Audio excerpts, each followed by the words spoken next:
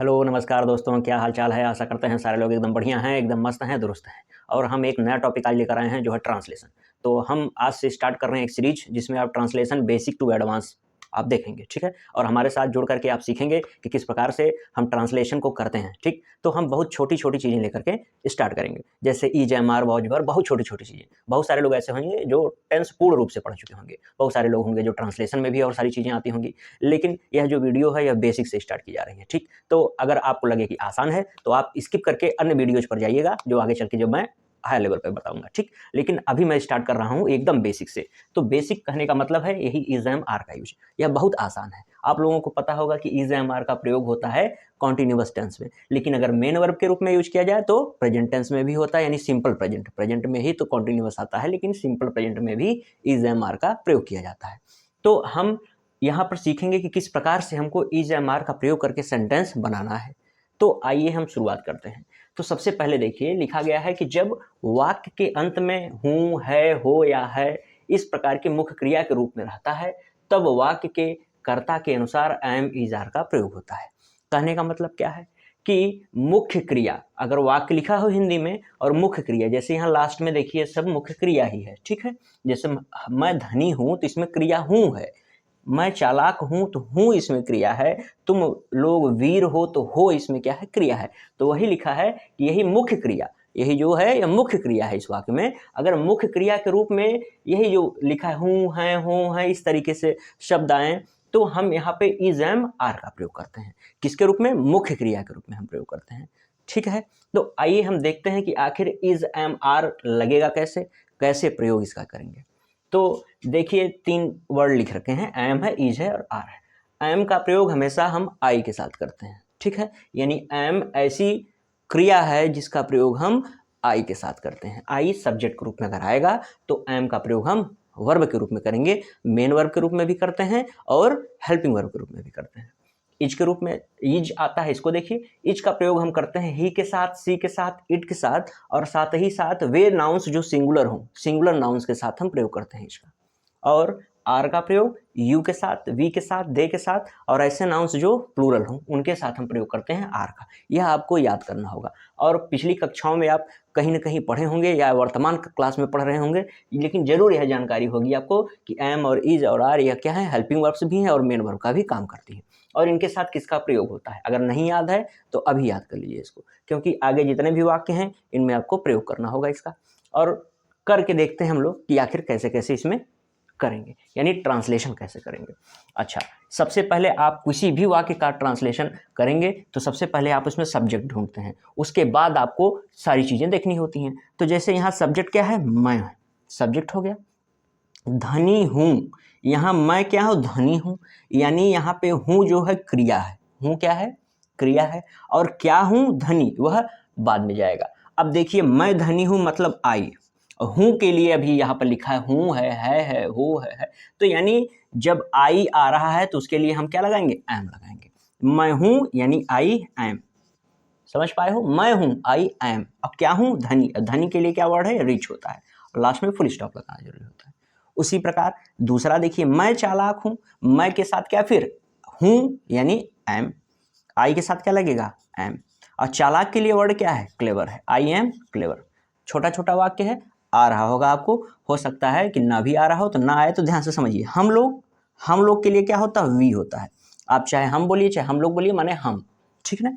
We और हैं के लिए आर लगेगा, क्यों, क्योंकि देखिए वी किसके साथ आया है, आर के साथ आया है, वी आर। और धनी के लिए रिच होता है, वी आर रिच, समझ पाए हैं। उसी प्रकार आप लोग, आप यानी तुम, आप यानी क्या है, तुम है, यानी इंग्लिश में यू है। और आप लोग के लिए भी क्या होता है, यू होता है, समझ पाए हैं। चाहे आप कहिए एक व्यक्ति है तब भी यू, आप लोग है तब भी यू, तुम है तब भी यू और तुम लोग है तब भी यू।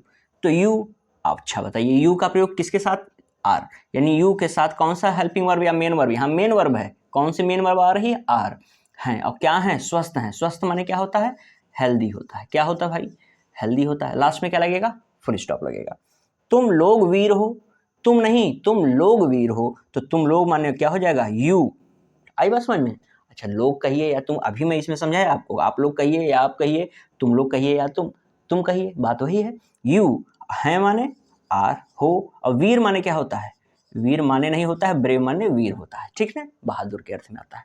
वह ईमानदार है, वह ईमानदार है, तो वह के लिए मैं ही लिख देता हूँ, और है के लिए इज लिखूंगा। देखिए ही के साथ कौन सी हेल्पिंग वर्ब आई, इज आएगा, ही इज। और ईमानदार के लिए ऑनेस्ट होता है, क्या होता है, ऑनेस्ट होता है। लास्ट में फुल स्टॉप जरूर लगेगा, ही इज ऑनेस्ट, वह ईमानदार है। वह, अच्छा निर्जीव यानी वह जो भी है निर्जीव वस्तु के लिए वह का प्रयोग है। मजबूत है यानी स्ट्रांग है। वह अगर निर्जीव है तो वह के लिए आप इट का प्रयोग करते हैं। वह अगर निर्जीव चीज के लिए है तो इट का प्रयोग होगा। और इट के साथ क्या आता है, देखिए इट के साथ इज आता है। इट के साथ क्या है के लिए इज, और क्या है मजबूत, मजबूत के लिए मतलब स्ट्रांग, क्या हो जाएगा, इट इज स्ट्रांग। समझ पाए हैं इट का प्रयोग क्यों हुआ, क्योंकि निर्जीव वस्तु के लिए इट का प्रयोग होता है, ठीक है। वह यानी किसी स्त्री के लिए आया है कि सुंदर है। अच्छा अब स्त्री के लिए वह आएगा तो सी लगता है, और पुरुष के लिए ही लगता है। सुंदर है माने सी इज, और सुंदर मतलब ब्यूटीफुल, ब्यूटीफुल मतलब सुंदर, ठीक है। हाँ सुंदर मतलब ब्यूटीफुल कहिए, चाहे ब्यूटीफुल का मतलब सुंदर कहिए। मेरा दोस्त उदास है। अब उदास है मेरा दोस्त, यानी सब्जेक्ट मेरा दोस्त है, ना कि मेरा और ना कि दोस्त, मेरा दोस्त एक साथ आप लेंगे। मेरा दोस्त माने माई, और दोस्त का क्या होता है, फ्रेंड होता है। अब माई फ्रेंड क्या है, इज। देखिए यह फ्रेंड क्या है, सिंगुलर है, ध्यान दीजिएगा। आप यहाँ नाउन इसको काउंट करिएगा, ठीक है। फ्रेंड क्या है, नाउन है, इसके साथ आया है पोजीशन दिखाने के लिए, लेकिन फ्रेंड कहा है यानी एक ही दोस्त है। अगर कई दोस्त रहते हैं तो फ्रेंड्स लिखता है, ठीक। तो यानी एक ही है, तो अगर एक है यानी सिंगुलर है। इंग्लिश में एक व्यक्ति सिंगुलर कहा जाता है, तो सिंगुलर नाउन है, तो सिंगुलर नाउन के साथ क्या लगेगा, इज लगेगा। तभी देखिए हम क्या लगाए हैं, इज लगाए हैं। अगर माई फ्रेंड्स होता, मेरे दोस्त होते यानी कई सारे होते, तो माई फ्रेंड्स आर लगता, क्योंकि प्लूरल के साथ क्या लगता है, आर लगता है, ठीक है। My friend is. और उदास, उदास के लिए वर्ड है सैड, क्या शब्द है, सैड, ठीक है। इतना समझ में आया।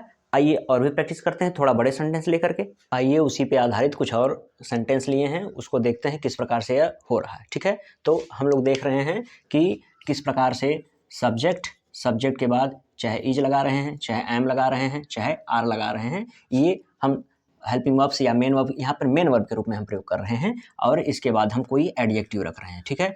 हम यहीं पे यही फॉलो कर रहे हैं, यानी यही स्ट्रक्चर, यही फॉर्मेशन हम फॉलो कर रहे हैं।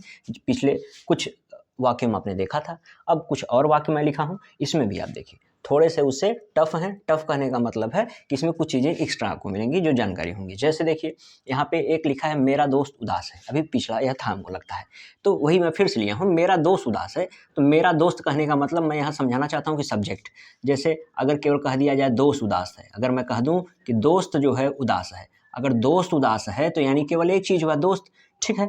लेकिन अगर इसकी विशेषता बताने के लिए कोई शब्द यहाँ पे आता है, तो आप अगर जैसे यहाँ पे लिख देंगे कि मेरा दोस्त, तो आप यह जान लीजिए कि सेंटेंस में जो सब्जेक्ट है अब मेरा दोस्त हो जाएगा। आई बात समझ में, यानी केवल दोस्त नहीं, मेरा दोस्त। यानी दोस्त के लिए तो आप फ्रेंड लिखते हैं, क्या लिखते हैं आप, फ्रेंड लिखते हैं। और फ्रेंड के पहले अब क्या आ जाएगा, माई आ जाएगा, यानी उसका पोजीशन दिखाने के लिए, ठीक है। यह पूरा सब्जेक्ट माना जाएगा। लेकिन सिंगुलर है कि प्लूरल है, यह मेन शब्द जो है उसी के आधार पे हम रखते हैं। अगर यह फ्रेंड अगर सिंगुलर है तो वर्ब सिंगुलर आएगी, अगर फ्रेंड्स हो जाए यानी प्लूरल हो जाए तो प्लूरल आएगी, ठीक है। यही समझाना चाहते थे।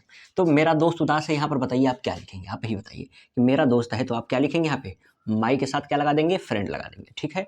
और है के लिए क्या लगेगा, इज लगेगा, ठीक है। और उदास, उदास के लिए आप क्या वर्ड यूज करेंगे, सैड वर्ड यूज करेंगे, ठीक है। माई फ्रेंड इज सैड, कोई दिक्कत नहीं होनी चाहिए। उसी प्रकार आइए लिखा है तुम और मैं प्रसन्न हैं। अब यहाँ पे देखो हैं लिखा है, यानी यहाँ पे प्लूरल के सेंस में आया है। क्या है, दो लोग हो गए, तुम और मैं। जब दो दो लोग हो जाते हैं तब इंग्लिश में प्लूरल माना जाता है उसे, ये चीज़ आपको पता ही होगी। अच्छा अगर प्लूरल है तो वर्ब भी क्या आएगी, प्लूरल आएगी, ठीक है। और वर्ब प्लूरल आएगी तो यहाँ पे क्या हो जाएगा, आर। अभी आप देखे हैं एक तो इज आप पढ़ रहे हैं, दूसरा एम पढ़ रहे हैं, तीसरा आर पढ़ रहे हैं। यह सिंगुलर के लिए था, यह आई इसके साथ आता था, यह प्लूरल के लिए था, यही बात हुई थी, ठीक है। तो यहाँ तुम और मैं आया है, तो यहाँ पे तुम और मैं के लिए आप क्या लिखेंगे, यू एंड आई। और हैं के लिए आर। और प्रश्न के लिए आप क्या लिखेंगे, हैप्पी लिखेंगे। क्या लिखेंगे, हैप्पी लिखेंगे। समझ पा रहे हैं बात आप, तुम और मैं प्रसन्न हैं, you and I R happy, ठीक है। कोई दिक्कत हो तो बताइए। चलिए आगे बढ़ते हैं। भारतीय बहादुर हैं। अब देखो भारतीय बहादुर हैं यानी प्लूरल है यहाँ पे, तो भारतीय माने यहाँ पे हम इंडियंस लिखेंगे, क्या लिखेंगे, इंडियंस लिखेंगे, ठीक है। या तो आप क्या लिखिए, द इंडियन लिखिए, क्या लिखिए, या तो द इंडियन लिखिए। इसका मतलब भी क्या होता है, भारतीय लोग होता है। आई बात समझ में, भारतीय लोग हो जाएगा। लेकिन इंडियंस माने क्या है यहाँ पे, भारतीय के सेंस में आप इंडियंस भी लिख सकते हैं। तो इंडियंस हैं के लिए आप क्या लगाएंगे, आर लगाएंगे, क्योंकि यहाँ पे प्लूरल हो गया। और बहादुर के लिए आप क्या लगाएंगे, ब्रेव। क्या लगाएंगे भाई साहब, ब्रेव लगाएंगे। आप लोग समझ पा रहे होंगे, यानी इंडियंस आर ब्रेव, ठीक, आर लगेगा।